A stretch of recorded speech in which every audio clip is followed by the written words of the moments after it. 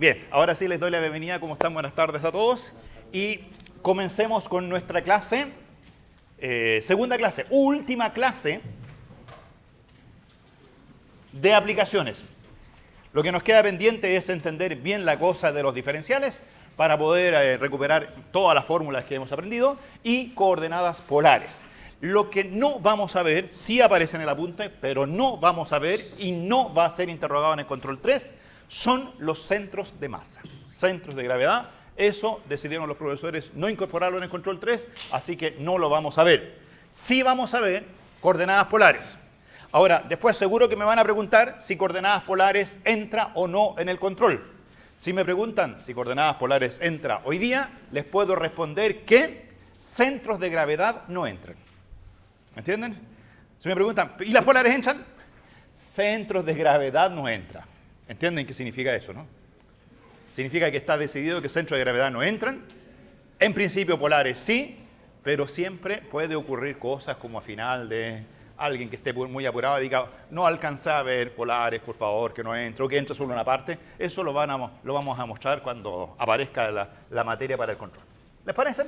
Ya, última clase de aplicaciones. Estábamos viendo esta cosa extraña, encontraban algunos, ¿cierto? Que decía, cada vez que quiero calcular un área, un volumen, un largo y otras cosas más vía integración, lo que está allá dentro de la integral siempre se puede ver como una cosa que se llama diferencial de la propiedad que estoy viendo. Si estoy calculando áreas...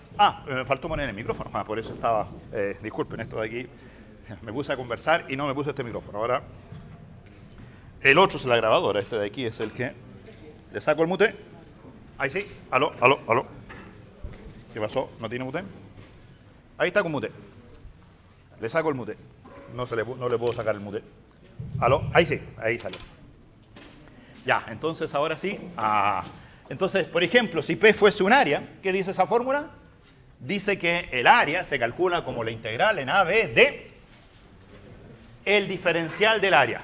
Diferencial de la propiedad. También ya se conoce como elemento de área. Elemento de la propiedad P. O muchos lo conocen como de P. De área, de volumen, de largo, de lo que sea. Ahora, si no se convencen de eso, les voy a hacer el calculito siguiente solo para las áreas. Solo para las áreas. Miren, si usted piensa en las áreas, el caso más sencillo, una función positiva definida en el intervalo a, b. Función, ¿cierto? Y igual f de x. Y me pregunta, ¿cuánto vale el área? Creo que todos sabemos que el área de esa región es la integral entre a y b de f de x. ¿Qué les parece esa fórmula? Esa se la saben, pienso que bien de memoria, aunque no quieran. Uno se la termina aprendiendo, ¿cierto? Definitivamente. ¿Cuál es el truco? ¿Dónde aparecen los diferenciales? Si uno hace el truco del teorema fundamental del cálculo, en lugar de calcular la integral entre a y b, calculen la integral entre a y x. De la misma expresión, obviamente le pongo f de t. Cuando uso la x arriba, cambio la letra de la integral. ¿Se acuerdan que eso lo hacíamos en teorema fundamental del cálculo? Pues bien, ¿qué es esa integral? Si esta de aquí entrega el área total encerrada bajo la curva, ¿qué significa la integral que va desde a solo hasta x? Voy a poner ahí la letra x. ¿Qué significa cuando integro desde a hasta x la función f? Geométricamente lo que estoy haciendo es calculando ¿qué cosa? El área encerrada bajo la curva, pero solo desde a hasta el punto x. Por ejemplo, si x vale a, esa área vale 0. Si x vale b, esa área sería el área total que tengo en la fórmula de la izquierda. Entonces, a esa integral yo la puedo llamar a de x. A de x, el área que depende de x. El área barrida cuando x se desplaza desde a hasta x. Muevo la letra x desde a hasta ahí y se barre una cierta área. Esa área es a de x. Si la x crece, el área crece. ¿Cierto? Entonces, pero sabemos más todavía del teorema fundamental de cálculo, sabemos calcular la derivada de eso. Sabemos que la derivada de esa función a' de x, la derivada de una integral cuando la x va arriba, es lo que está dentro de la integral. En este caso, dentro de la integral dice f, entonces pongo f de x. Si estuviese haciendo el mismo ejercicio con un volumen, adentro estaría el área en función de t y quedaría la derivada del volumen igual al área. O sea, siempre va a quedar la derivada de la propiedad igual al integrando solito. Entonces, esa primera fórmula creo que ya da una interpretación geométrica, porque recuerden ustedes que derivada de algo se puede interpretar como razón de cambio. ¿Cómo cambia el área cuando se mueve la X? Eso significa la derivada del área con respecto a X. ¿Cómo va creciendo el área? Todos vemos que el área va creciendo. Y esa fórmula me dice que la razón a la cual crece el área vale... ¿Lo ven ahí? F de X. ¿Y dónde está F de X?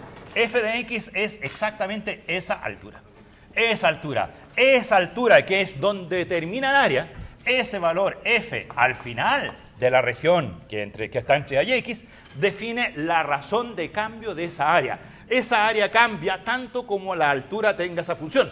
Por ejemplo, miren, les hago un gráfico por acá de una función un poquito más rara. Una función que sea gigante, una función que sea pequeña, grande, pequeña, etc. Si usted se para por aquí, o sea, ese es el punto A y ese es el punto X, y dice, voy a mover la X, ¿a qué velocidad cambia el área? El área cambia a esa razón. Ese F de X mide la derivada del área. Si usted se para por acá en esa X y ya tiene acumulada toda esa área y mueve la letra X y se pregunta cuánto vale la derivada, bueno, esa fórmula funciona siempre. O sea, va a decir que en ese caso la derivada en ese otro punto X va a ser igual a esa altura. O sea, si la F es grande, el área cambia muchísimo cuando la X se mueve. Si la F es chiquitita, el área cambia poco. Claro, se dan cuenta que aquí el área, si lo mirara como un rectángulo, es la base por la altura. Si la altura es pequeña, no importa cuánto valga el X, va a ser poca la variación del área. En cambio acá, si yo muevo el X un poquito, se incrementa mucha área. La cantidad, la razón de cambio del área es la función que está adentro de la expresión. Ese que está ahí. El área total se calculaba como la integral de F de X. Esa cosa que está ahí se puede interpretar geométricamente como... ¿Cómo qué cosa?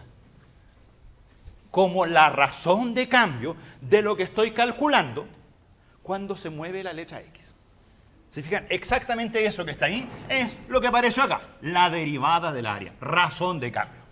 Y si ahora usted multiplica por dx, entra en el terreno de los diferenciales. ¿Se acuerdan ustedes que los diferenciales los usábamos para los cambios de variable? Cuando teníamos u igual g de x en los cambios de variable, ¿cuánto valía el diferencial de u? Era g' multiplicado por dx. Entonces, si usted tiene una derivada y esa derivada la multiplica por dx, ¿qué cosa obtiene? Obtiene el diferencial de la función correspondiente. Ahora, esta función la llamé u igual que dx, pero también podrían llamarla simplemente g. Podrían decir que eso vale el diferencial de g. De hecho, esa es una fórmula que a algunos les llama la atención porque ¿cómo denotaba Leibniz la derivada? ¿Cómo denotaba Leibniz la derivada de la función g con respecto a x? La denotaba como dg a dx. ¿Se fijan? Y si ustedes esa derivada la multiplican por el diferencial de x, ¿qué se obtiene? Es lo que suelen hacer muchas veces en física, ¿cierto? En física dicen, tomo la derivada, multiplico por dx, se va ¿quién? El dx. ¿Y qué se obtiene como resultado final? El diferencial de la función g. Alguna vez conversamos de diferencial, dijimos que los diferenciales eran la variación lineal que tenían las funciones cuando la variable se incrementaba un poco. Entonces, aquí, cuando la x crece, la razón a la cual cambia el área es f de x. Pero si usted calcula dA, que por definición sería a' de x por dx, eso no es otra cosa más que f de x por dx. Es decir, le voy a poner una doble nube a eso porque eso es exactamente lo que estaba ¿dónde? Al principio. Aquí, ahí. O sea, cuando usted tiene una fórmula de integración, puede hacer una doble interpretación. Si no quiere trabajar con el de x, puede decir que la función integrando es la razón de cambio de la propiedad que está calculando. Si a usted le gusta trabajar con el de x, puede decir que esa razón de cambio multiplicada por ese diferencial de x genera el diferencial de ¿quién? De la propiedad que estoy calculando. O sea, en general, el dp. ¿Entienden la idea?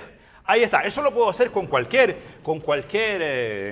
concepto geométrico que esté estudiando. Por ejemplo, miren, un ejemplo que me gusta mucho hacer, sobre todo los ingenieros que siempre tienen que estar estudiando si hay inundaciones o no. Miren, el típico problema de un valle en el cual hay dos cerros, ¿cierto? Un valle intermedio en el cual típicamente los ingenieros hacen represas para guardar agua.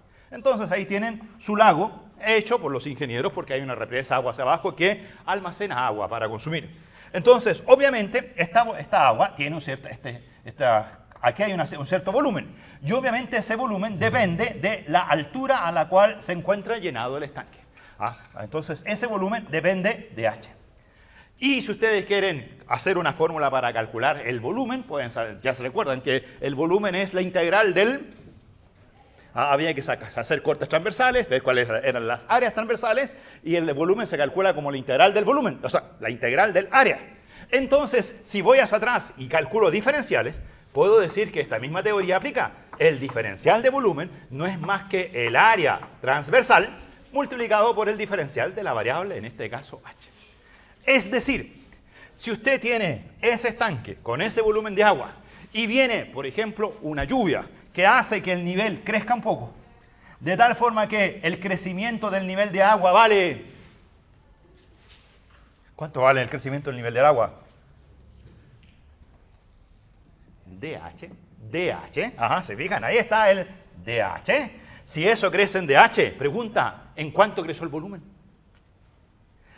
Entonces nos dice, mire, hay que saber cuál es el área de la sección transversal. Esa superficie tiene un área. Tiene un área, eso es. Si usted mira de arriba al lago, no sé, a lo mejor es un círculo, a lo mejor tiene una figura un poquito más complicada, pero tiene una cierta área. Si esa área la multiplica por DH, obtiene el volumen. El volumen de esa cantidad es dB igual DH por área. Ahora, hay muchos que van a decir, tu cálculo no es preciso, porque en realidad, si eso tiene área A, cuando calculas A multiplicado por DH, estás calculando el volumen de esa zona. Y ese volumen no es exactamente el volumen que crece el estanque porque hay unos trocitos por aquí que estás despreciando.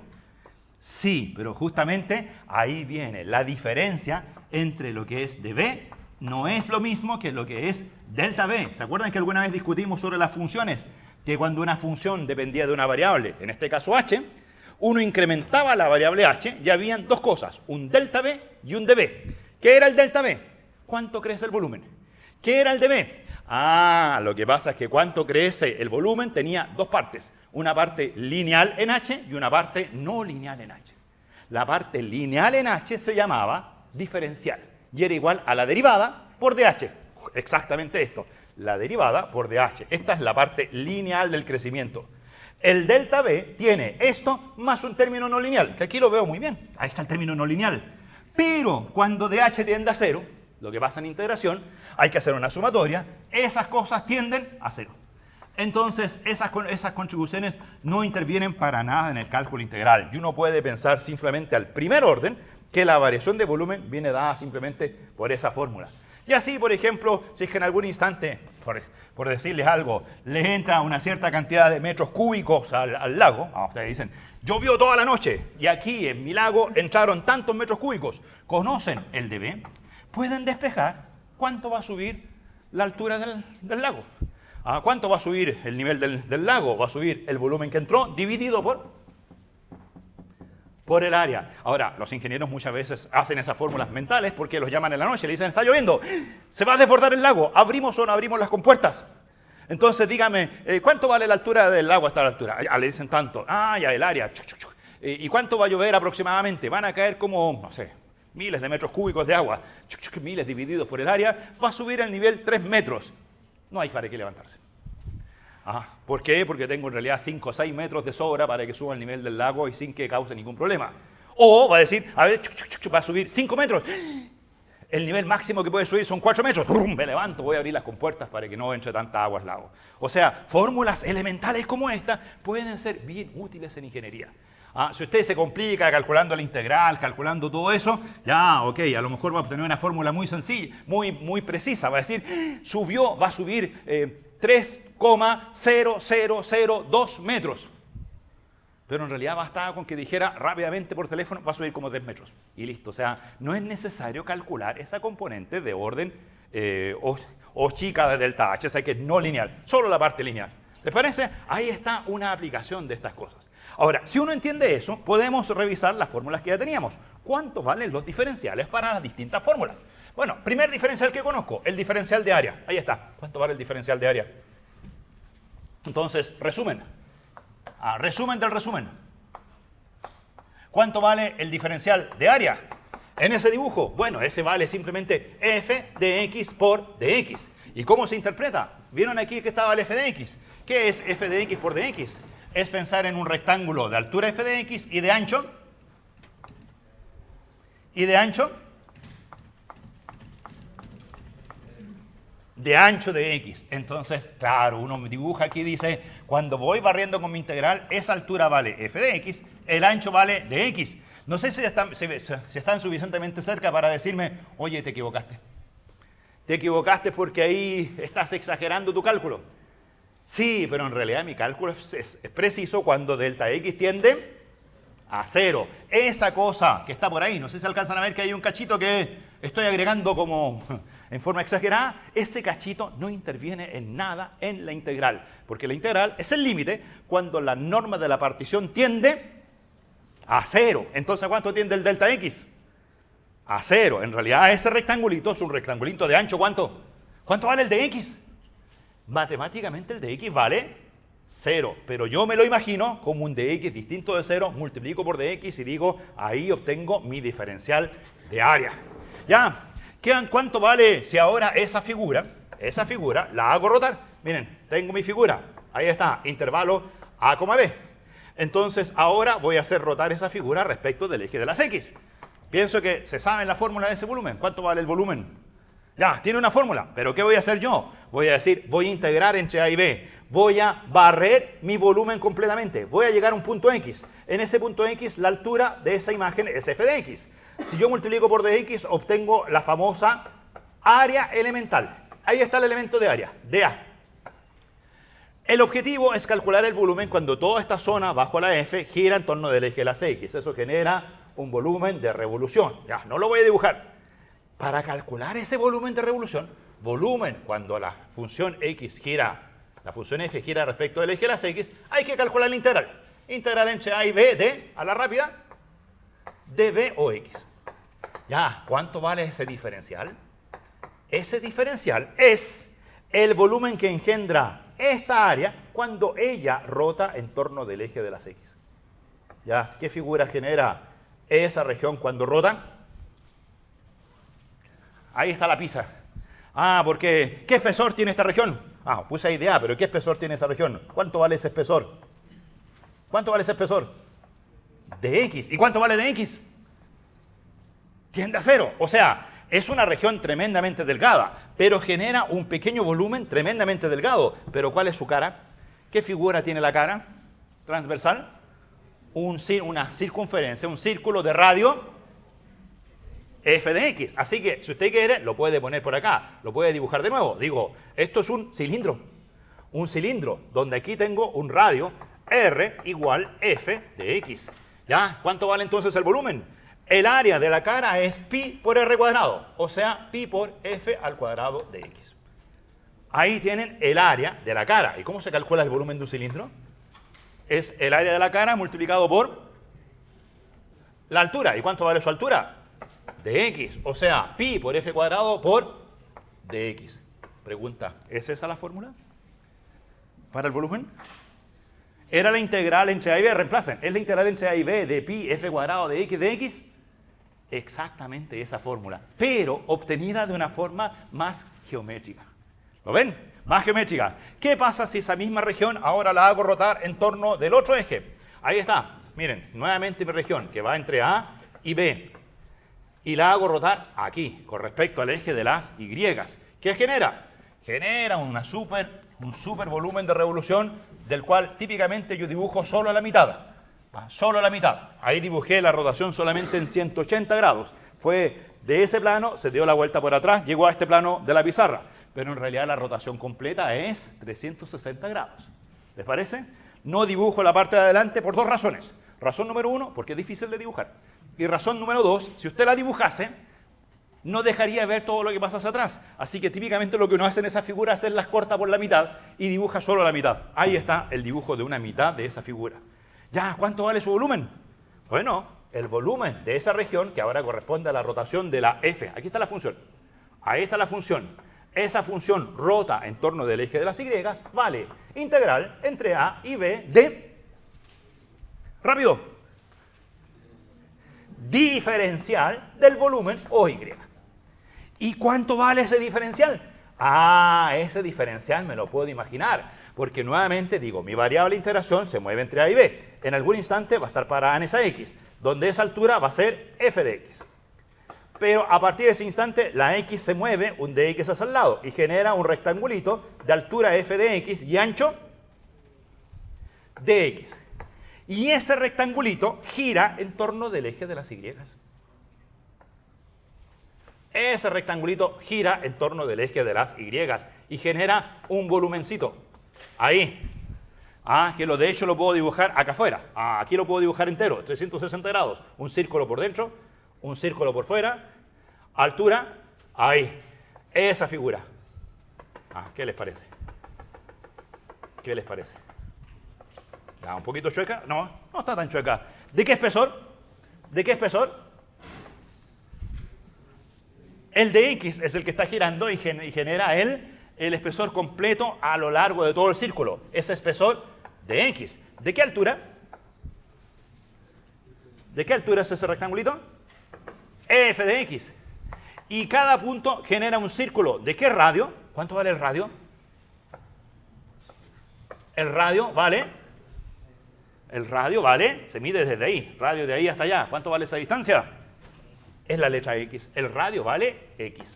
Ya, entonces, ¿cómo se calcula ese volumen? Esa figura sería bueno que la vean físicamente. No sé si se la imaginan. Mi dibujo tal vez no sea tan bueno, pero vi a alguien que me va a ayudar, que lo vi por aquí. Te tengo ya visto. Porque te voy a quitar, te quiero pedir prestada tu botella de agua. ¿Ves? Porque ese dibujo que está en la pizarra no quedó muy a escala. ¿Cuál es la clave? ¿Cuánto vale el de X? ¿Cuánto vale el de X allá en la pizarra? 0. Entonces, esa figura que es así circular de espesor de X existe en la naturaleza. Y de hecho, la tengo aquí, corresponde a la etiqueta vital que está alrededor de la botella. ¿Lo ven que es una cosa circular que tiene un cierto radio de giro? Ese radio de giro en el dibujo vale X. Es una etiqueta que tiene una cierta altura. ¿Ven que tiene una altura? En el dibujo esa altura vale f de X. Y esta etiqueta tiene un espesor. ¿Cuánto vale el espesor de esta etiqueta? ¿Se lo imaginan que es un espesor? Es palpable, es distinto de 0. Pero en realidad es bastante pequeño. Entonces se parece mucho al de X de allá. El de X de la pizarra vale 0. Entonces uno puede decir, aquí tengo mi elemento de volumen. ¿Y cómo voy a calcular el volumen de la etiqueta? ¿Qué hago para medir el volumen de esta etiqueta? Ya, tarea para la casa. Tomen, ahí está la botella. Midan el volumen de la etiqueta. ¿Cómo lo hacen? Imaginariamente. No sé si se les ocurre lo mismo que yo. Saco la etiqueta. ¿Cierto? Saco la etiqueta, la estiro y la mido como una figura geométrica más sencilla. Entonces, esa cosa de estirar la etiqueta, lo voy a hacer aquí en general. Voy a decir, corto ese volumen imaginariamente a esa altura y estiro esta etiqueta y va a quedar, ¿qué cosa al estirarla? ¿Qué va a quedar al estirarla? Una hoja de papel. ¿Lo ven? Por aquí va a decir vital. Vital 2 veces, parece vital, 2 veces, más el código de barras. Ahí está, vital, código de barras. ¿De qué largo? ¿De qué largo? Si el radio era X, ¿cuánto vale el largo? El perímetro, que es 2pi por X. 2pi por X. ¿De qué altura? ¿Cambió la altura cuando yo la desprendí? Sigue siendo la misma que era antes, o sea, sigue siendo f de X. ¿Y dónde está el de X? El de X es el espesor del papel. ¿Se fijan? El de X lo mido aquí, perpendicular a esa hoja. Ese es de X. Ya, si eso es así, ¿cuánto vale ese volumen? Escribamos aquí nuestra formulita. ¿Cuánto vale esa cosa que llamo de volumen cuando estoy haciendo rotaciones en torno del eje de las Y? Vale, es un volumen de un paralelepípedo. ¿Cómo se calcula el volumen de ese paralelepípedo? Producto de los tres lados, base por altura por espesor. Ya, así que la base, 2pi por X. 2pi por X. Altura, f de X. Espesor, de X. ¿Qué les parece la fórmula? ¿Será la fórmula que está deducida en el apunte? Que yo no les deduje porque no teníamos el tiempo total para hacerlo. Pero es la misma fórmula para calcular volúmenes cuando las cosas giran respecto del eje de las Y. Sí, algunos van a decir, no necesito hacer todo esto porque esa fórmula me la aprendí de memoria. Pero miren qué cosa interesante. Cuando uno mira esa fórmula, ve, tiene 3 componentes y puede interpretar qué significa. ¿Por qué 2pi por x? ¿Por qué era 2pi por x? Porque era el perímetro, dado que este rectángulo vertical está girando en torno del eje de las y y genera un perímetro de largo 2pi por x. ¿Ya? ¿Por qué f de x? Porque el rectangulote tenía altura f de x. ¿Y por qué de x al final? Porque de x es el espesor del papel. Ahí tienen. Ahora, lo interesante es que si uno integra eso, obtiene el volumen completo. Ahora, aquí es difícil imaginarse que integrando este papelito entre A y B voy a obtener el volumen de algo. Pero si quieren imaginarse eso, gracias por tu botella. A lo mejor lo que hay que hacer es pensar un poquito, no en la botella, sino que piensen en el rollo de papel confort. No sé si en el rollo de papel confort se están imaginando qué es el dB. ¿Qué es el dB? Es una vuelta del rollo de papel confort. Ese recto, lo mismo que esa etiqueta, una vuelta. Pero el rollo de papel confort, ¿cuántas vueltas tiene? Tiene muchas, miles de vueltas. Y cuando hacen miles de vueltas, suman la primera, más la segunda, más la tercera, más la cuarta, generan un volumen de revolución. En el caso de papel confort, un volumen bien sencillo. En este caso de aquí, este es como un papel confort, ¿cierto? Donde hay muchas hojas. Ahí está la primera, dio la vuelta. La segunda, dio la vuelta. La tercera, dio la vuelta. Todas las hojas tienen distinta altura. Porque la función f de x mide cómo va variando esa cosa. ¿Les parece? Ya, ahí tienen segunda aplicación. Esas las conocían. Ahora, cuarta aplicación, los largos de curva. ¿Cómo se calculan los largos de curva? Ya, creo que también se sabe la fórmula. Pero, voy a hacer una curva un poquito más inclinada, porque en los largos de curva siempre uno se puede enredar, porque lo voy a anotar por aquí, si quieren. Yo me sé la fórmula de memoria, así que, miren, aquí la voy a anotar. ¿Cuál es la fórmula de memoria? ¿Cómo se calculaba el largo de la curva? Era la integral de algo, a ese algo lo llamo de L. ¿Qué había que integrar? Raíz cuadrada de 1 más f' al cuadrado de x por dx. Cuando uno hace este tipo de análisis en largos de curva, se suele confundir el de L con el de x. Muchas veces uno se equivoca y confunde el de L con el de x. La razón de por qué se confunde el de L por el de x es porque efectivamente hay un caso particular en el cual el de L es igual a de x. ¿Cuál es el caso particular cuando de L igual de x? Cuando esta raíz cuadrada vale ¿cuánto? Vale 1. ¿Y cuando esta raíz cuadrada vale 1? Cuando su argumento vale 1. O sea, cuando f' igual 0. Si usted dibuja una función con pendiente muy pequeña, no se ve geométricamente la diferencia entre dx y dl. Si usted quiere ver la diferencia entre dx y dl, dibuje una función donde el f' sea gigante. Por eso me arrepentí, ¿se fijan? Aquí traté de dibujar una función. No era buena. ¿Por qué no era buena la función que dibujé originalmente? Porque aquí había muchas partes donde la derivada era muy pequeña. Y cuando la derivada es muy pequeña me voy a enredar y voy a escribir el resultado incorrecto. Así que dibujé una función con derivada gigante. Ya, ¿cómo voy a calcular el largo? El largo de la curva es la integral entre a y b de dl. ¿Y cuánto vale dl? Integro.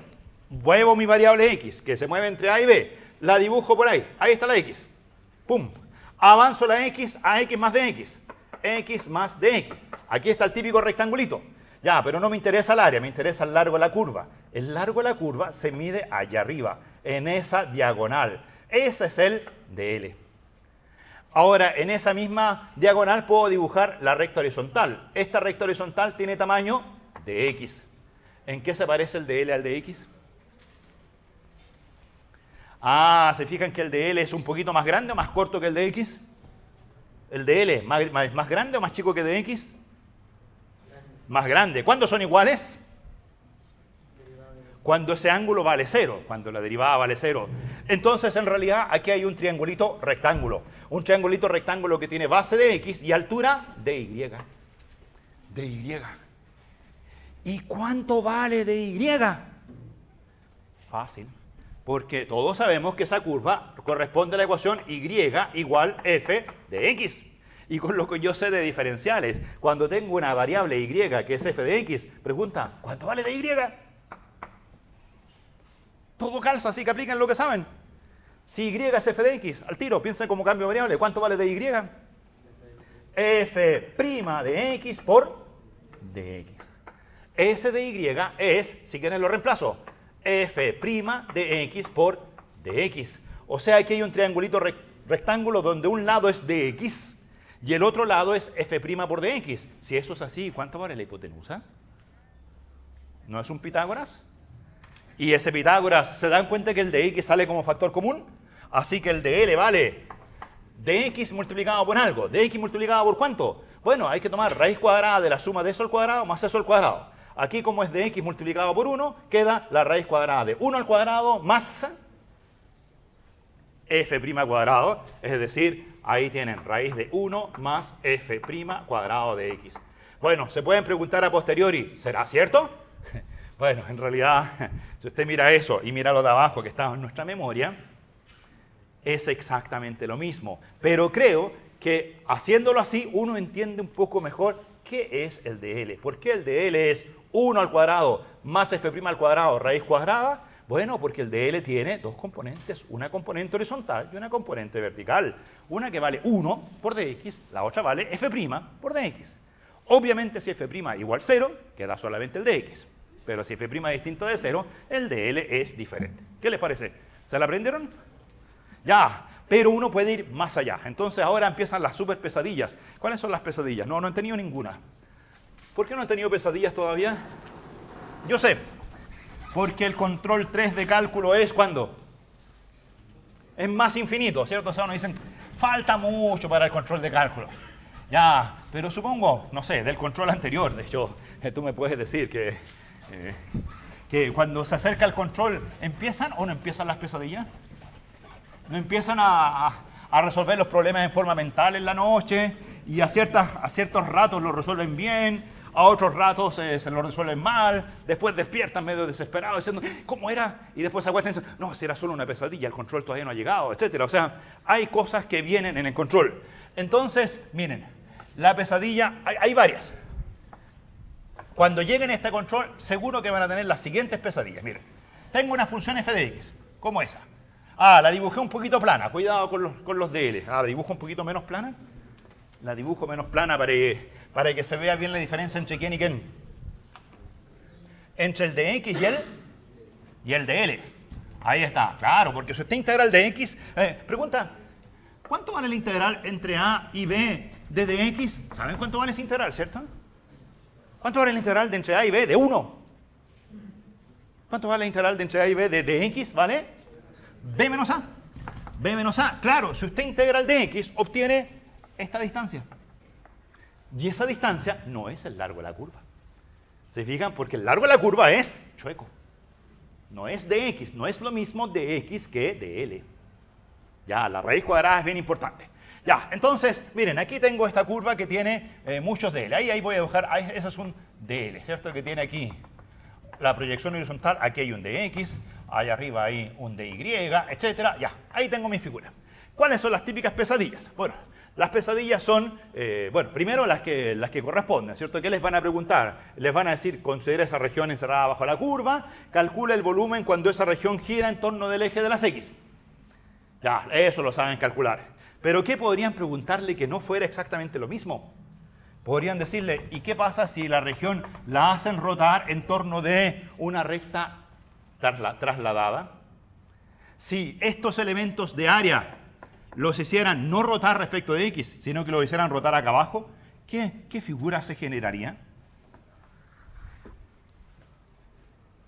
Se generarían círculos, pero ¿círculos de qué radio? Por ejemplo, el punto de arriba que estaba a la altura f de x, que aquí generaba un círculo de radio f de x. Si lo hacen rotar respecto a este otro punto, ¿cuál va a ser el radio ahora? F de x más esa distancia. Si están en menos 2, por ejemplo, va a ser f de x más 2. Ese va a ser un nuevo radio. O sea, pueden hacer rotar esto respecto de una recta trasladada. También les van a preguntar, lo hacemos rotar en respecto de la recta y, pero ¿cuál es la pesadilla? Para que la empiecen a pensar. Que la hagan rotar respecto de una recta que esté trasladada. ¿Qué va a cambiar? Que aquí el radio de giro S, ¿cuánto vale el radio?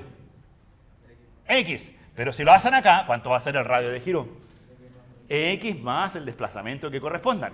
Ya, ¿y cuál es la pesadilla que sigue a continuación? Bueno, la primera son las rectas X e Y. Esas en principio no son pesadillas porque esas tienen que saberlas bien. Pero alguien le va a decir, oye, si la recta está trasladada, puedo hacer cosas con los de X, con los de volumen y esas cosas. ¿Y si la recta está chueca? ¿Y si le dan una recta a X más BY más C igual 0? Ay, ¿qué pasa? Este punto que estaba aquí va a girar ahora respecto de esa recta. ¿Cuál va a ser el radio? ¿Cuál va a ser el radio? Si resolvemos la pesadilla, a lo mejor aliviamos las pesadillas, ¿cierto? ¿Cuál va a ser ese radio? Bueno, ahí tienen que saber cuánto vale la distancia de un punto a una recta. Esa fórmula estaba en el primer semestre.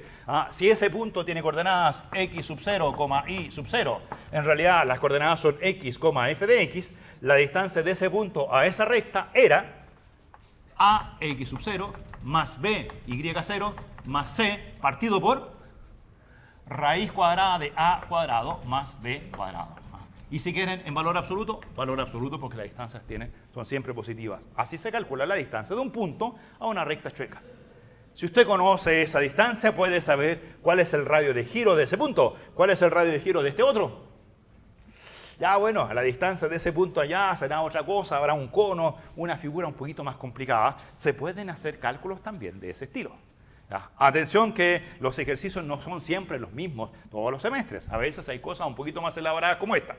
Ya, pero ahora lo que yo quiero hacer es hacer rotar no la región f de x, no esa región. Lo que yo quiero hacer rotar, y lo voy a hacer sin pesadillas, significa no recta inclinada, no recta trasladada, ninguna de esas. Solamente lo voy a hacer rotar respecto del eje de las x. Pero voy a hacer rotar la figura, que genera un sólido de revolución, y lo que quiero calcular es el área del manto engendrado por la rotación de todo esto. Lo que yo quiero hacer no es calcular el volumen. Lo que yo quiero hacer es calcular el área de toda esa superficie chueca en el espacio. Quiero recubrir todo eso de pintura. ¿Cuánta pintura necesito? Quiero recubrir todo eso de cinta de color. ¿Cuánta cinta de color necesito para cubrir toda esa superficie chueca? Ahora, no me están preguntando, ojo, por recubrir esta tapa. Si me preguntaran, oye, quiero recubrir esa tapa, creo que es trivial. ¿Cuánto vale el área de esa tapa? Pi por r cuadrado. ¿Y cuánto vale el radio? F de b. Esa tapa tiene área pi por f de b al cuadrado. Si me dicen, ahí atrás hay otra tapita, ahí, esa, la del principio. ¿De qué área es esa tapa por el lado izquierdo? Pi por f de a al cuadrado. Ya, esas son las triviales. No, yo quiero la que va por encima, por el manto. Por ejemplo, tu misma botella ahí chueca, ¿cuánto vale el área de la botella chueca? No del cilindro, sino que de esa parte chueca. Bueno, para hacer eso, lo que uno puede hacer imaginariamente es... Bueno, primero pueden decir, esa cosa se llama superficie. Para diferenciarla del área, esto la llaman superficie del manto en el espacio cuando la figura gira en torno del eje de las x. Pueden decir, es la integral entre a y b del diferencial de esa cosa. ¿Les parece? O sea, la primera parte del ejercicio siempre es la misma. La pregunta es, ¿y cuánto vale ese diferencial? ¿Cuánto vale ese diferencial? Entonces, todos sabemos que para hacer diferenciales hay que mover la letra x entre a y b. Y cuando se va moviendo, genera un dx. Y dicho dx engendra un dl. Lo que en realidad rota es ese dl. Ese dl es el que hay que recubrir. Porque ese dl, cuando rota, genera una pequeña superficie. ¿Qué es geométricamente esa superficie que genera ese dl chueco cuando rota? ¿Qué es eso? Voy a pintar solamente esa zona. Y si después el dl lo voy poniendo en distintas ubicaciones, voy a poder construir la superficie completa. El ds es solamente la superficie engendrada por el dl. Ya, no sé si se lo imaginan. ¿Han hecho alguna vez esa cosa de recubrir superficies raras con papel de diario, con papel eso lo hacían ¿dónde? En enseñanza media, o en enseñanza básica, en el kinder, no sé, en alguna parte, o en la media. no sé, hacían, me acuerdo, hay gente que hace como unas figuras tridimensionales, unas personas, y después las recubren como, dicen quiero que sea como el color de la piel, entonces le ponen harto papelito que sea color piel, o no sé, distintos. Bueno, más bien creo que lo hacen a lo mejor los países que tienen carnavales, ¿o no? Nosotros no tenemos mucho carnaval, así que no hacemos tanta cosa de esa, o en el colegio sí. ¿No? Pero ¿se imaginan la idea? La idea es recubrir esa superficie chueca con papel de color. ¿Cuánto papel? Esa es el área. Entonces, cuando lo veo así, lo que yo me imagino es que ese DL, al girar, genera una superficie en el espacio. Lo voy a poner por aquí. Ese es el DL. Genera una superficie en el espacio. En estricto rigor, esa superficie tiene nombre. ¿Cómo se llama esa superficie en estricto rigor? Yo les puedo decir. Se llama tronco de cono. Porque eso tiene un angulito, y esto de aquí genera una especie de cono que se va al infinito. Podrían calcular como la fórmula de la superficie de un tronco de cono. Ya, pero eso es muy complicado. Yo me imagino esta cosa como una cinta de ancho de L. Esta es una cinta que da la vuelta completa de ancho de L. Lo que yo tengo que hacer es comprar de mi cinta de ancho de L, comprar un largo de cinta. ¿Cuánta cinta? ¿Cuánta cinta para recubrir toda la superficie? 2pi por el radio. ¿Y cuánto vale el radio? ¿Respecto a dónde estaba girando? Estaba girando respecto del eje de las X. ¿Cuánto vale ese radio? Ese radio vale f de x. Entonces, esa cinta genera una superficie. Obviamente, imaginariamente la corto. Y digo, la estiro. Lo único que me importa es su perímetro y el espesor. Entonces, el de S es el perímetro, que vale 2pi por f de x. Y eso que es el largo de la cinta, para calcular su área, esta es una área, hay que multiplicar por el ancho. Y el ancho es dl. Ahí está la fórmula para calcular esa área del manto. Ahora, obviamente, ustedes dicen, oiga, pero el dl no es de x. Ya, reemplacen. Eso es 2pi f de x, raíz de 1 más f' al cuadrado de x. Para calcular una de estas superficies hay que calcular la integral de eso que está ahí. Si van al apunte van a encontrar la fórmula, pero lo interesante de todo esto es que identifiquen. ¿Qué significa eso? ¿Qué significa esto de acá? ¿Por qué hay que integrar esa cantidad? Porque, ¿se lo imaginaron? Es una cinta ¿de qué largo? ¿De qué largo? 2pi por f de x y la cinta tenía ancho L. ¿Saben resolver al tiro? Y si en lugar de hacerlo girar respecto de x, lo hicieran girar respecto de y? ¿Qué pasaría con ese dl? Ahora giraría en el otro sentido. También genera una cinta. Pero ahora, ¿de qué largo? ¿De qué largo? También es 2pi por algo. ¿2pi por cuánto? ¿Cuánto vale ese radio? Ese radio ahora vale x. Entonces la fórmula del otro caso, el elemento de área de superficie cuando gira respecto del eje de las y es 2pi por x por raíz cuadrada de 1 más f' al cuadrado de x por dx. ¿Les parecen? Ahí tienen nuevas fórmulas. Usemos la primera para hacer un calculito elemental, con el cual cerramos todo esto antes de ver nuestras coordenadas polares. Calcular áreas de mantos es complicado. ¿Se dan cuenta de la complicación? ¿Por qué calcular el área de un manto, que es calcular una integralita de eso? ¿Por qué va a ser complicado? Porque noten todo el trabajo que hay que hacer. ¿Qué hay que hacer? Le dan una f. ¿Qué tienen que hacer lo primero? Calcular f'. Después, elevar al cuadrado. Después, sumar 1, tomar raíz cuadrada. Les va a dar una fórmula. El resultado lo multiplican por f. Les va a dar una fórmula, en principio, más fea. El 2pi, se lo sale fuera. Y el resultado lo tienen que integrar. Entonces, normalmente los cálculos de áreas de manto son largos. Y la parte larga está aquí, en el cálculo del dl. Entonces, lo que voy a hacer es un poquito de trampa. Porque voy a calcular un área de un manto donde conozca cuánto vale el dl, que lo calculamos en la clase pasada. En la clase pasada calculamos 2 dl's. ¿Cuáles 2 dl's calculamos? El del coseno hiperbólico, que no genera ninguna superficie simpática, así que ese no me interesa mucho. No me interesa el coseno hiperbólico en este ejercicio. Y el otro que calculamos fue el de la circunferencia. Entonces, la circunferencia simpática. Porque si usted toma la parte superior de una circunferencia, ¿Se acuerdan eso? Ahora, y igual raíz de r cuadrado menos x cuadrado. Se toma esa función entre menos r y r y la hace rotar en torno del eje de las x. ¿Qué figura se genera? Una esfera a la cual le puedo calcular su área del manto. Bueno, no me quedó muy esférica, me quedó más como pelota de rugby, pero entienden la idea, ¿cierto? O sea, tomo la circunferencia, la hago rotar en torno del eje de las x y obtengo la esfera completa. Así que calculemos, si quieren, algo así como el área de la Tierra. El área de la, si quieren, la esfera es la Tierra de radio r. En realidad, cualquier esfera de radio r. ¿Cómo se hace? De hecho, no voy a hacer la integral entre menos r y r. Creo que es una exageración integrar entre menos r y r, ¿no? Basta con hacer la integral entre 0 y r porque hay simetría. Y el resultado lo multiplico por 2. 2 veces la integral entre 0 y r. Ya, ¿qué hay que integrar? Bueno, aquí no voy a deducir ninguna fórmula. Allá arriba están las fórmulas. ¿Cuál de todas las fórmulas es? La que está justo en circulitos. O sea, tengo que poner 2pi por f de x. ¿Y cuánto vale f de x aquí? Raíz de r cuadrado menos x cuadrado. R cuadrado menos x cuadrado. Y eso multiplicado por esa cantidad. Pero esta cantidad de aquí la calculamos la clase pasada. Así que no hagamos el cálculo de nuevo. Simplemente vamos al cuaderno y copiemos el resultado de la semana pasada. ¿Cuánto valía todo eso? Busquen rápido en el cuaderno ahí. ¿Cuánto valía eso? Yo me acuerdo que había un r de r, ¿o no? R de x.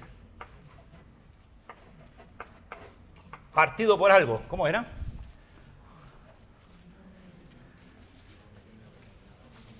Era, pero no está ahí en el tablet, dale, con el dedito, tic, así se hace, mira.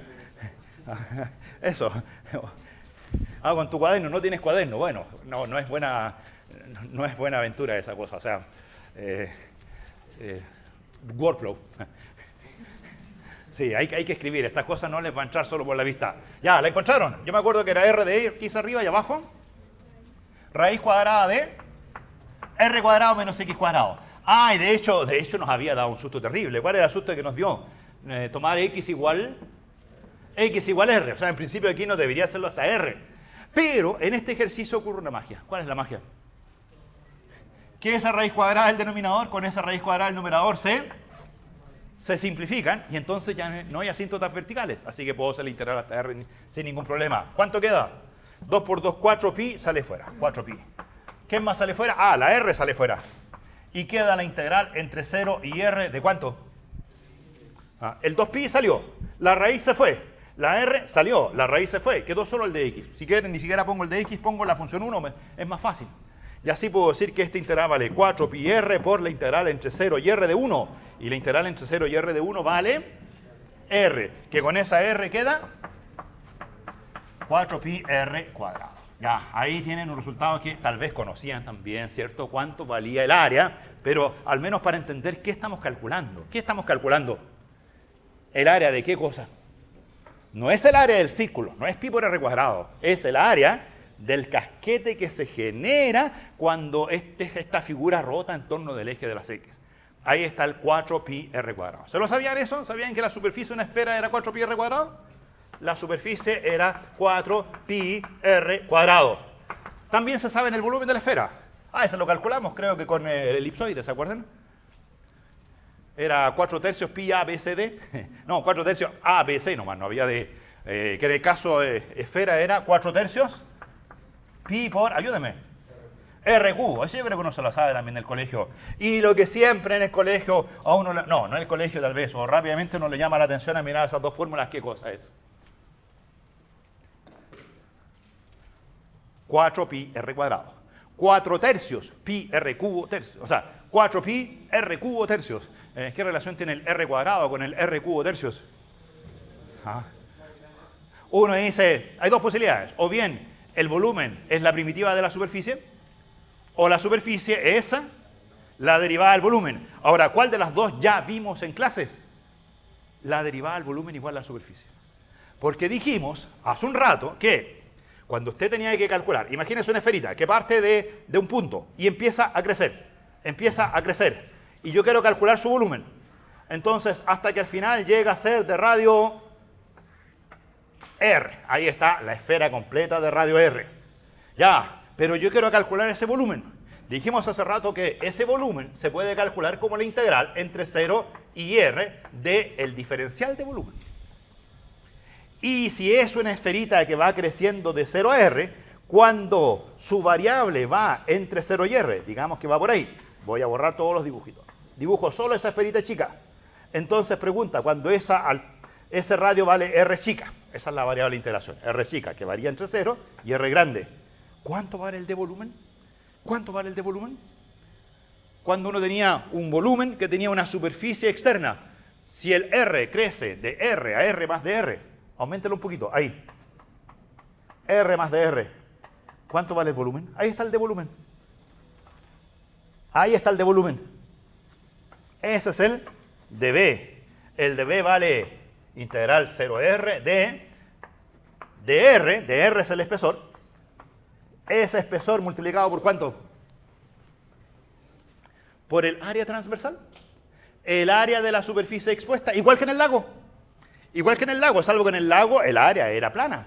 Aquí en la esfera el área es el área externa a la esfera. ¿Y esa área cuánto vale? Vale 4pi R chica al cuadrado. Ahí está, 4pi R cuadrado de R. Y ahora sí, si la integral de 4pi R cuadrado de R, ¿cuánto vale la integral de...? El 4pi sale fuera. ¿Cuánto vale la integral de R cuadrado entre 0 y R grande?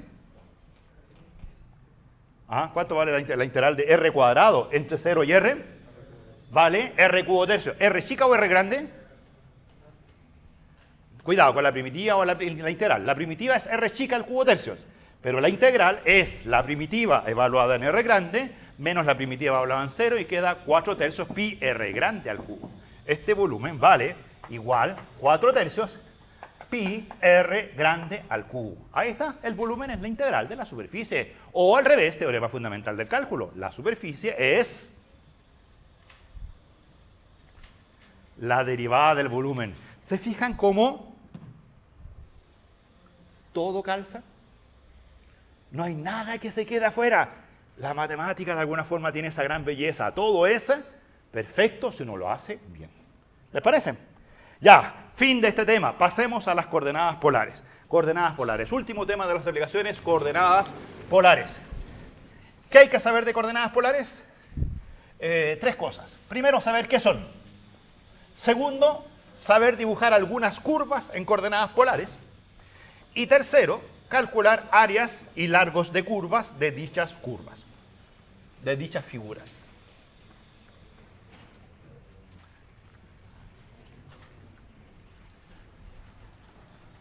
¿Han hecho alguna vez ejercicios con coordenadas polares? ¿En física, en alguna parte? Coordenadas polares.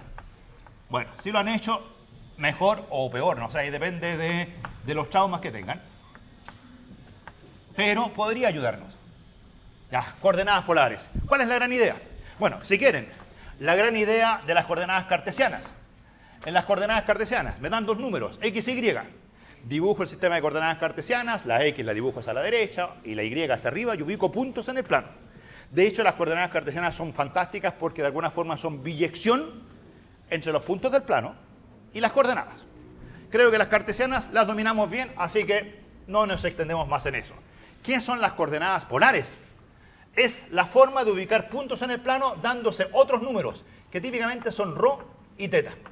ρ y θ son las coordenadas polares de un punto, donde normalmente,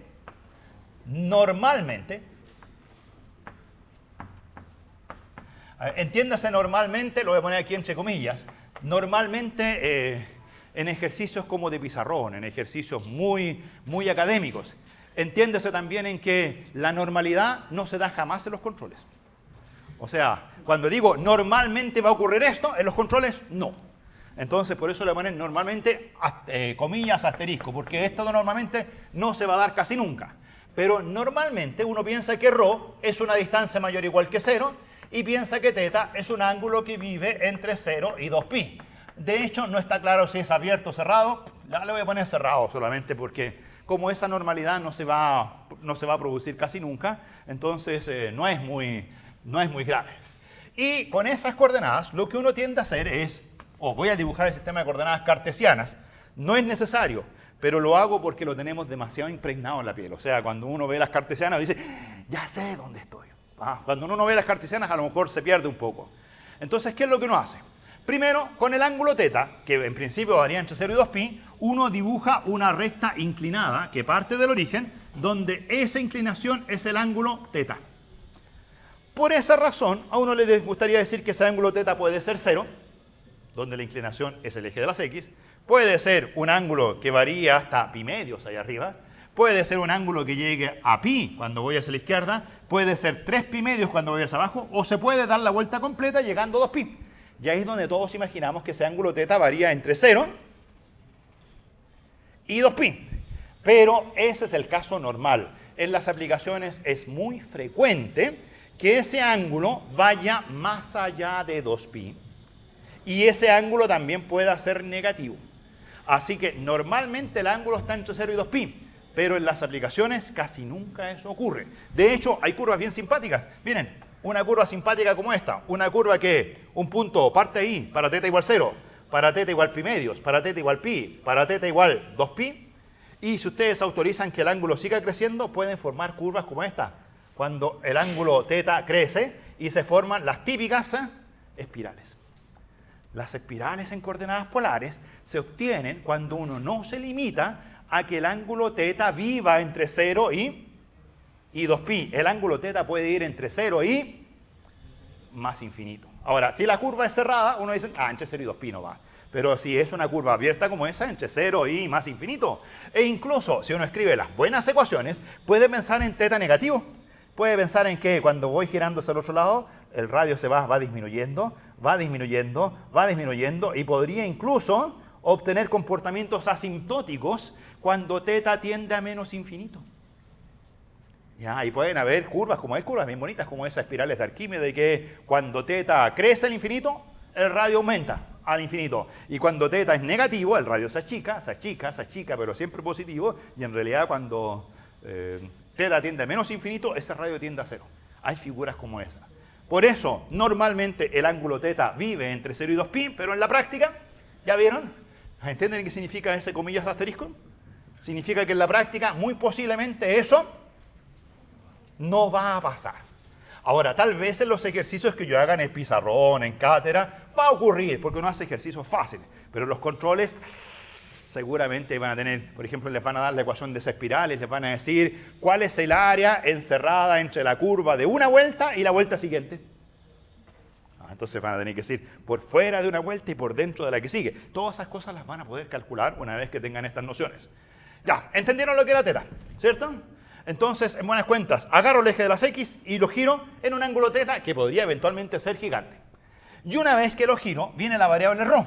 Entonces la variable ρ normalmente uno se la imagina positiva, y cuando se la imagina positiva dice, me muevo en esa dirección θ, que apunta hacia allá, la cantidad ρ, y obtengo mi punto P del plano. Esa distancia vale ρ.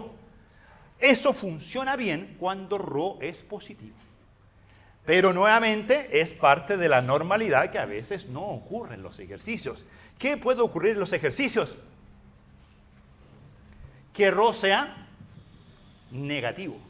¿Cómo se interpreta el caso ρ negativo? Primero ubican su ángulo θ, y una vez que tienen su ángulo θ dicen, si ρ positivo, dibujo el punto hacia allá, y si ρ negativo, dibujo el punto hacia el otro lado. Ahí está ρ igual menos 1, ρ igual menos 2, ρ igual menos 3. Si quieren, para imaginarse mejor las cosas, pueden pensar que tenía el eje de las X. ¿Se acuerdan ustedes que el eje de las X tiene ahí los positivos y acá los negativos? ¿Se acuerdan del eje de las X, que es positivo y negativo? Lo que pueden pensar es que fue el eje de las X el que rotó en el ángulo θ, y quedó hacia allá el eje positivo, y hacia acá quedó el eje de los números negativos. Entonces, si el ρ es positivo, lo dibujan en la dirección θ, y si el ρ es negativo, lo dibujan hacia el otro lado. Ojo con eso. No sé si alguno había hecho coordenadas polares y había hecho casos ρ negativo, o les habían dicho que el ρ nunca podía ser negativo. Uno tenía el trauma, no puede ser negativo. ¿Dudan? ¿Perdón?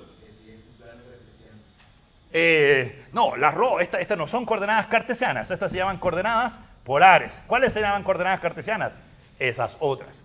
Ahora, uno puede pasar de ese sistema de coordenadas polares al sistema de coordenadas cartesianas, que es el que dominamos todos, y para eso conviene siempre escribir las típicas ecuaciones.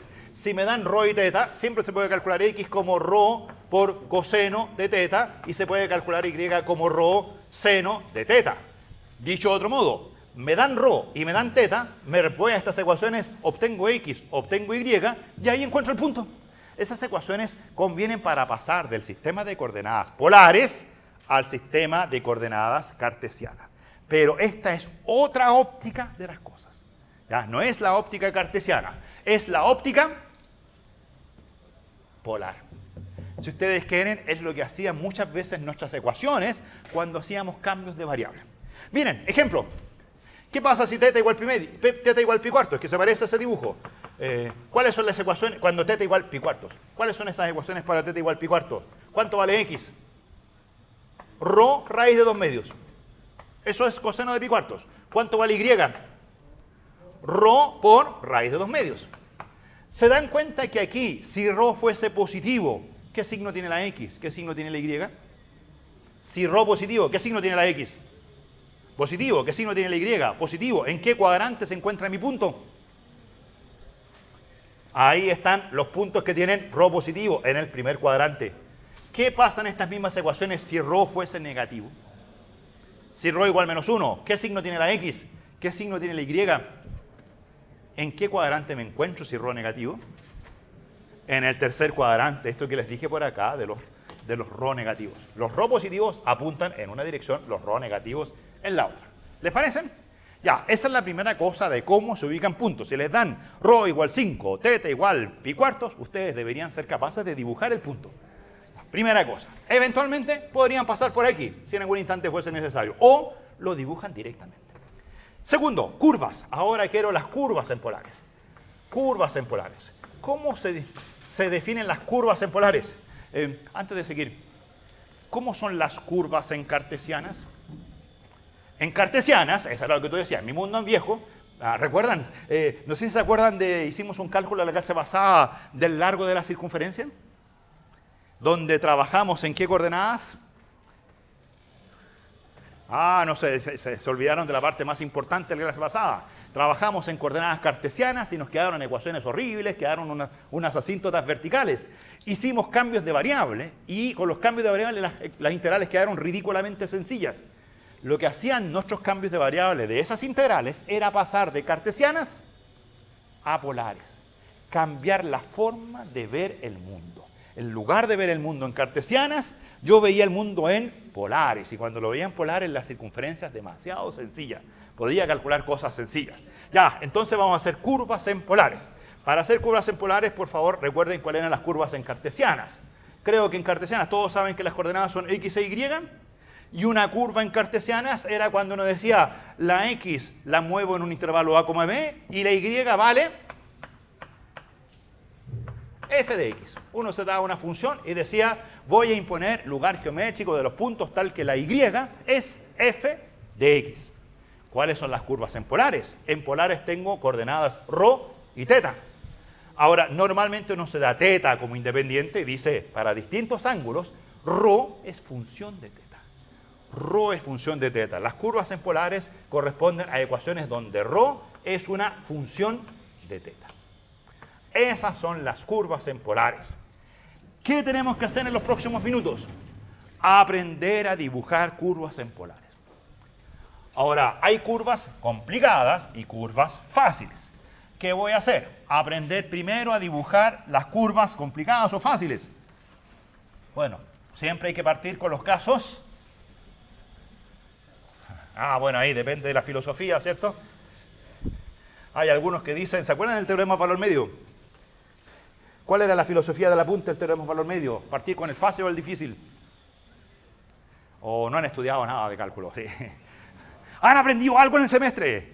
Sí, ¿se acuerdan que habían 3 teoremas de valor medio? El de Rolle, el de Lagrange y el de Cauchy. Uno era fácil, uno era intermedio y otro era difícil. ¿Cuál era el fácil?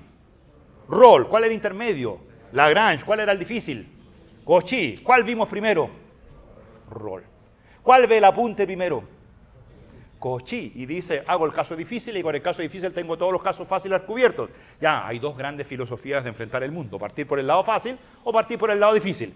Si se la puede, hágala por el lado difícil. Yo creo que es mejor partir por el lado fácil para que aprendamos cosas, ¿cierto? Si no la cosa es como decir, bueno, ya te creo, pero no me convence mucho. Entonces, algunas curvas fáciles.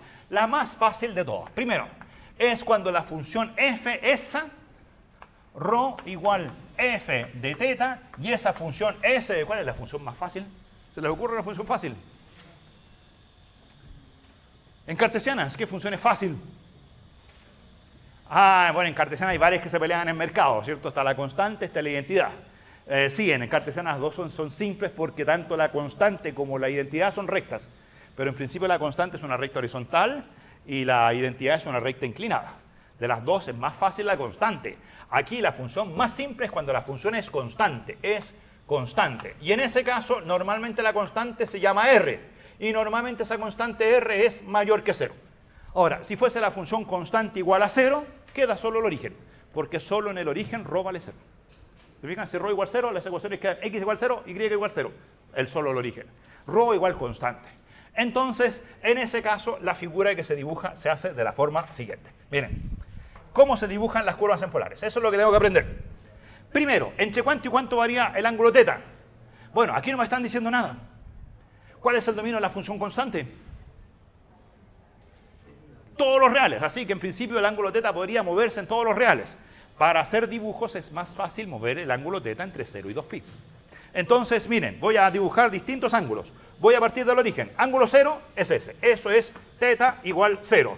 Empiezo a hacer crecer el ángulo. Ahí tengo un ángulo un poquito más grande, un poco más grande, más grande, más grande. Ya llegué al ángulo pi medios. Después sigo creciendo con mi ángulo. No sé todavía dónde están mis puntos, pero voy a imaginarme como un papel en el cual existen flechitas en todas las direcciones. Y lo que estoy haciendo aquí es dibujando los distintos ángulos en forma creciente desde 0 hasta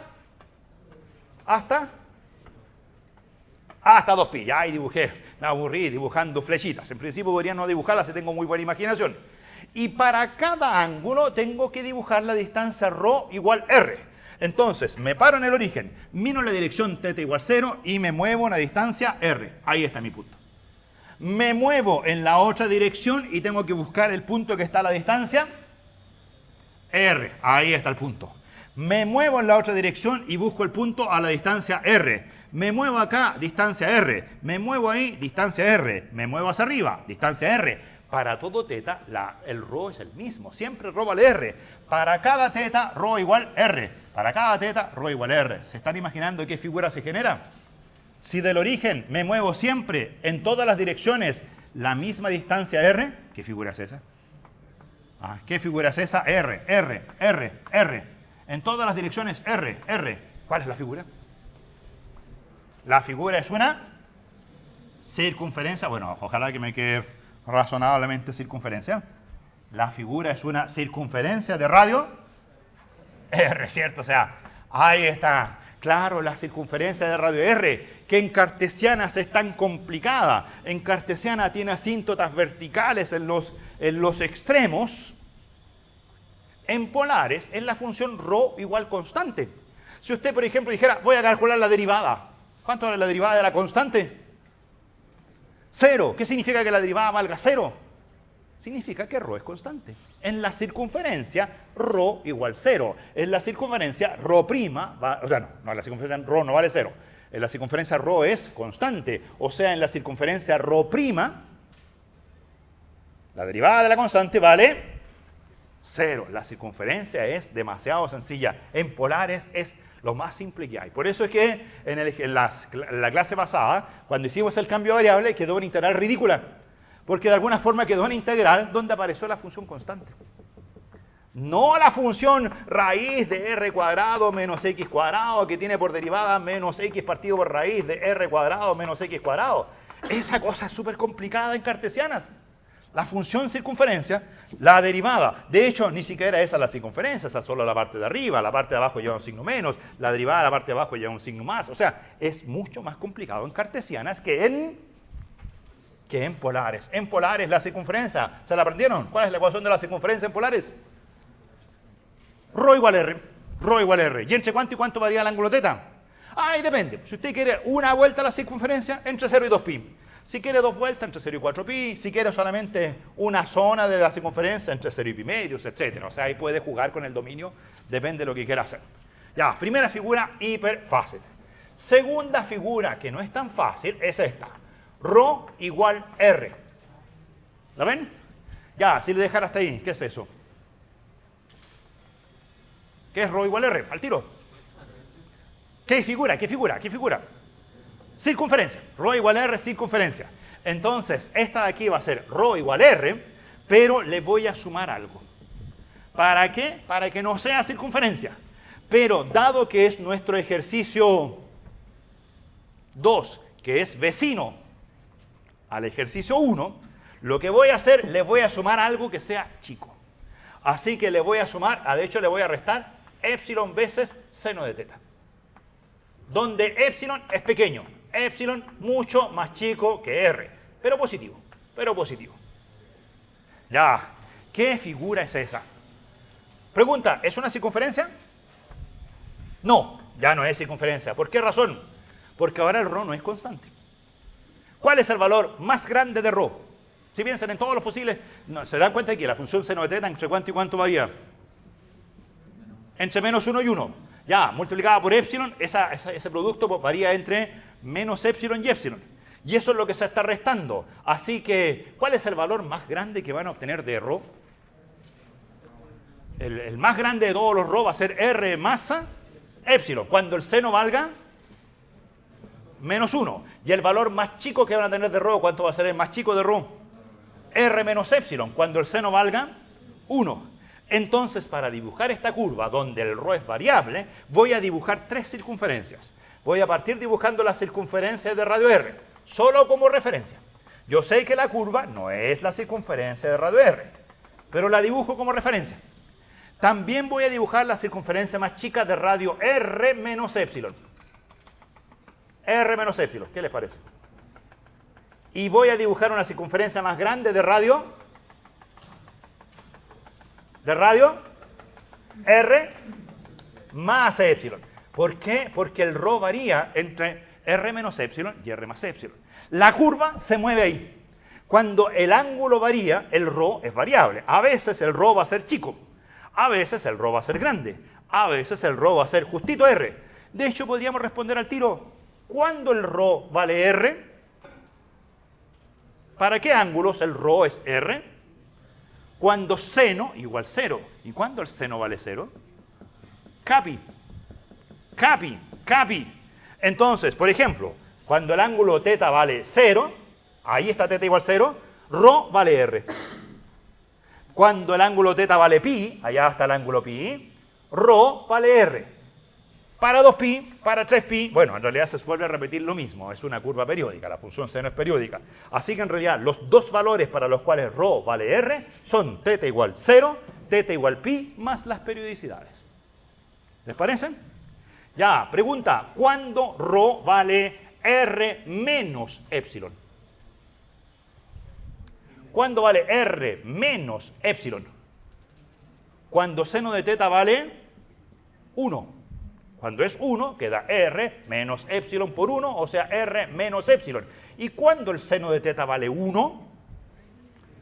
En pi medios más múltiplos de 2pi. Entonces, pi medios significa mirar hacia dónde. Del origen significa mirar hacia arriba, ya está pi medios. Cuando miro hacia pi medios, este Rho vale R menos epsilon. O sea, de las tres circunferencias es la de abajo. No de la del centro era R, la de arriba era R más epsilon, la de abajo es R menos epsilon. ¿Lo ven? Ya, ¿cuándo se llega a la circunferencia externa? ¿Cuándo Rho vale R más epsilon? Cuando el seno vale menos 1. ¿Y cuándo el seno vale menos 1? En menos pi medios. Acuérdense que la función seno es impar. Entonces, seno igual menos 1 en menos pi medios. ¿Dónde está el menos pi medios? Cuando miro hacia abajo, también en 3 pi medios, porque es periódica. Entonces, en ese caso, el Rho vale R menos epsilon por menos 1, o sea, R más epsilon. Cuando mira hacia abajo, tengo que tomar la circunferencia más grande, esa de allá abajo. Ya, bueno, ahí tengo al menos 4 puntos de la curva. ¿Se fijan? Es como una circunferencia a la cual le tengo que quitar algo. Entonces, dibujémosle en el primer cuadrante. Hagamos variar el ángulo θ desde 0 hasta pi medios, de a poco. Miren, ahí dibujé distintas direcciones. θ igual 0, un poquito más grande, hasta llegar a pi medios. ¿Qué le pasa a la función seno de θ cuando θ varía entre 0 y pi medios? Conoce la función seno de θ, ¿cierto? Se la dibujo aquí por si acaso, para tenerla bajo la vista. La función seno de θ, cuando θ varía entre 0 y pi medios. Ahí está la función seno de θ, pi medios. Después baja 0 y después es negativa. Ahí está, pi, 2pi. Cuando me muevo entre 0 y pi medios, ¿qué le pasa a la función seno? Crece de 0 a 1. Pero aquí estoy restando. Significa que el ρ igual r, le resto algo que al principio vale 0 y al final vale epsilon.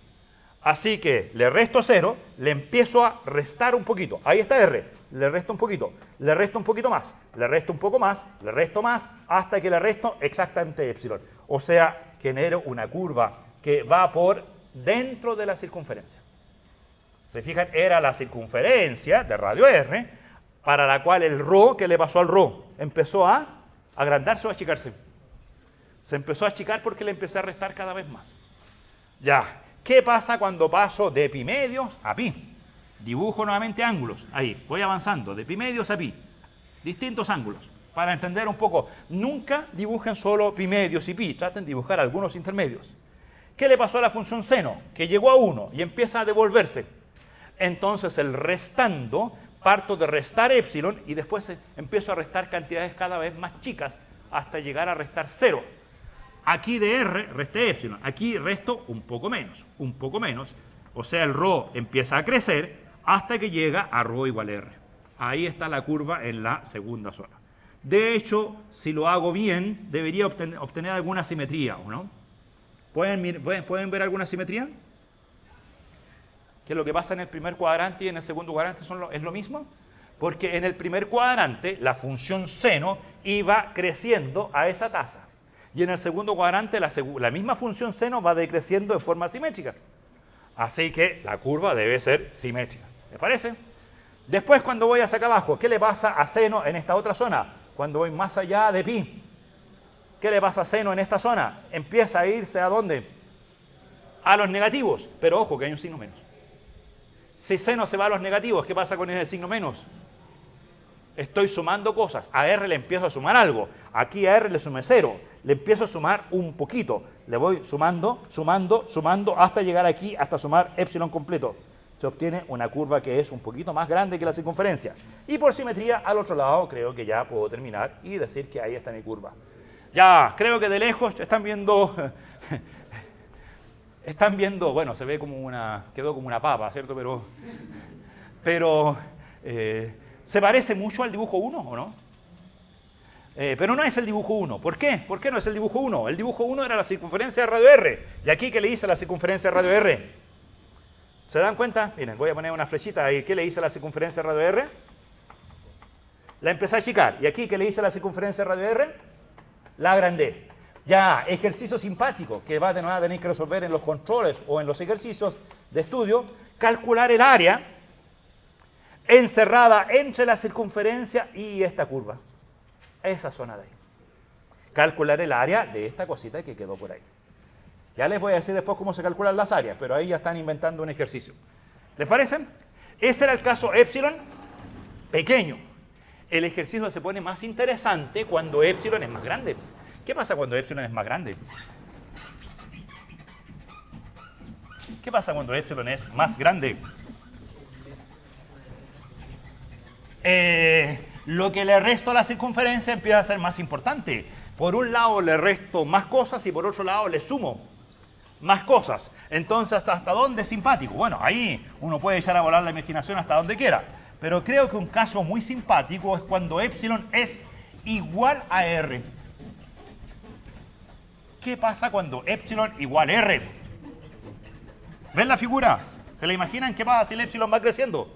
Hasta llegar a r. O sea, ejemplo 3, la curva ρ igual a r menos R veces seno de teta. ¿Se fijan? El épsilon ahora, ¿cuánto vale? R. Ya, ¿cómo se dibuja esta? Bueno, ya la dibujamos. Hay que dibujar 3 circunferencias. La de radio R. Ahí está la de radio R. Voy a dibujar la de radio R. ¿Y cuáles son las otras dos? La de externa era R más épsilon. Ahora la externa es R más R, o sea, 2R. ¿Y la interna? La interna es cuando era R menos épsilon, aquí es R menos R, 0. O sea, claro, en algún instante esto llega a 0. Ya, entonces, ¿cómo funciona todo esto? Para θ igual 0, ya sabemos que ρ vale R. Para θ igual pi, ρ igual R. Para θ igual menos pi, ρ igual 2R. Para θ igual pi medios, 0. Pasa por el origen. ¿Cierto? Y entre medio, ¿cómo voy de ese punto a ese? ¿Cómo voy de ese a ese y de ese al de allá? Bueno, hay que dibujar los ángulos intermedios. No vayan de una, dibujen algunos ángulos intermedios. Cuando parto en θ igual 0, ρ igual R. Y después a R le empiezo a restar un poco. Así que aquí ρ igual R menos un poco. Acá ρ igual R menos otro poco, menos otro poco, menos otro poco, hasta que llego a 0. La curva tiene un gráfico como ese. Parte de R y llega a 0 en la vertical. Pero no vale, no vayan a dibujar esa recta. Después, por simetría, vuelve a ser lo mismo del otro lado. Y cuando paso más allá de pi, ahora el ρ crece hasta 2R y en realidad esta cosa avanza hasta allá abajo. Esa de ahí avanza hasta allá abajo. Ya, no sé si me quedo simpática. ¿Qué les parece? Pónganle nombre a la curva. Curva bien importante, curva de control. Esta curva obviamente tiene un nombre. Se llama la famosa cardioide. ¿Se les habría ocurrido ponerle ese nombre? ¿Qué le habrían puesto? ¿Corazonoide? Es como la misma cosa, pero un poquito más técnico. De hecho, es una palabra que se traduce bien al inglés, al francés, en todas partes. Todo el mundo conoce la cardioide. Ya, ahí tienen 3 curvas interesantes. Ahora, después, si quieren tarea, ¿qué pasa si épsilon mayor que R? Si épsilon mayor que R, habrán zonas donde ρ es negativo. Y cuando el ρ es negativo, ahí les puedo hacer el puro dibujo final. Cuando ρ es, ¿cómo era? Así debe ser. Ahí. Parte en R, pero empieza a disminuir el ρ y llega a un ángulo en el cual el ρ vale 0. Después siguen avanzando y el ρ empieza a ser negativo. Empieza a ser negativo. Avanza hacia el otro lado. Y es como un cardioide.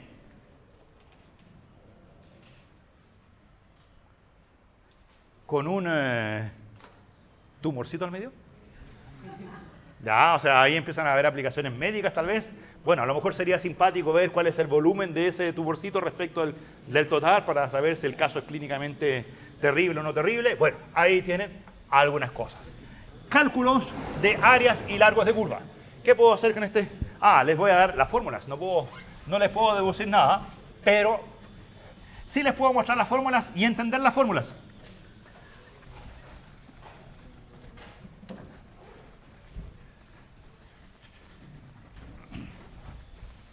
Y de hecho podríamos calcular un área. Calculemos el área de la cardioide.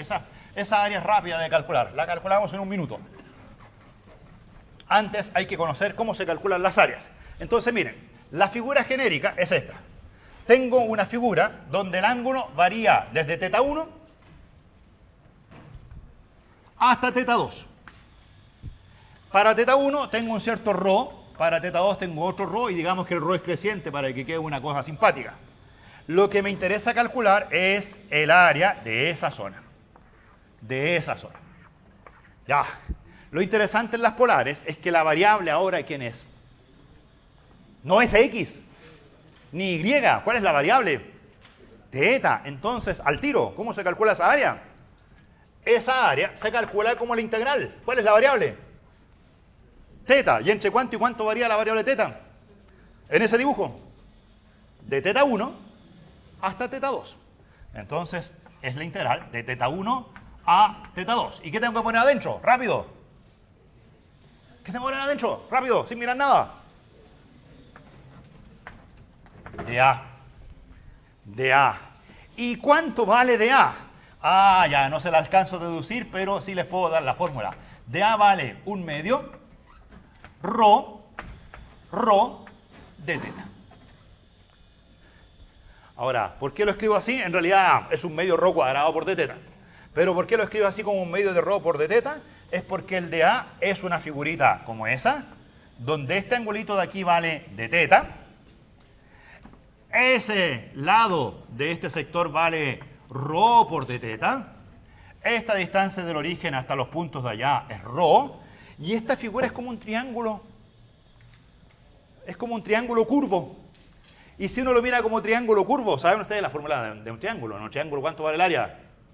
1/2 de la base por la altura. Aquí es 1/2 de rho por d teta, que lo pueden interpretar en ese triangulito como piensen que es un triángulo, es un arco, pero si lo miran como triángulo, de lejos a lo mejor se ve como triángulo. A lo mejor en la cámara se ve como triángulo. Entonces, si uno mira así chueco, podrían decir, rho por d teta es la base del triángulo y la altura es rho. Ahí está 1/2 de la base por la altura. Obviamente 1/2 rho cuadrado de teta. Así se calcula el área. ¿Y cómo se calcula el largo de la curva? Integral entre teta 1 y teta 2 de dl. ¿Y cuánto vale dl? Ah, dl vale raíz cuadrada de... Ah, lo que pasa es que aquí ese es el triangulito que genera el área. Pero como el rho en realidad no es constante, el dl vive por allá. Esta magnitud es rho de teta. Esa de arriba es rho prima por d teta. De rho. Entonces, ya me acordé. El largo de curva es como un triángulo rectángulo. Es raíz cuadrada de rho al cuadrado más rho prima al cuadrado de teta. De teta. Ahí tienen sus fórmulas para calcular áreas. Calculemos el área de la cardioide y nos vamos igual que él. O igual que él también.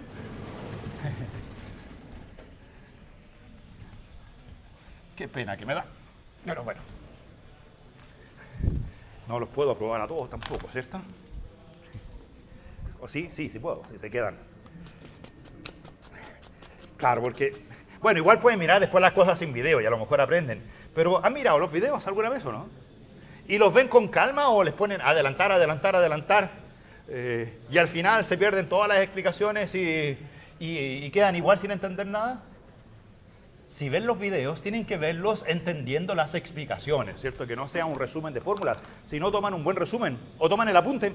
En el apunte están todas las fórmulas. Ya, vamos con el área de la cardioide. Integral. ¿Entre cuánto y cuánto varía teta? Quiero todo esto. Todo eso.